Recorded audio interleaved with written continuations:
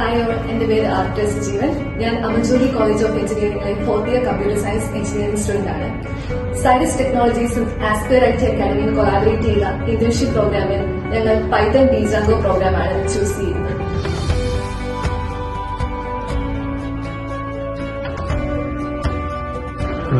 എന്റെ പേര് ആന്റണി. ഞാനും എന്റെ ഫ്രണ്ട്സും ഇവിടെ ഇന്റേൺഷിപ്പ് ആവുന്നതാണ്.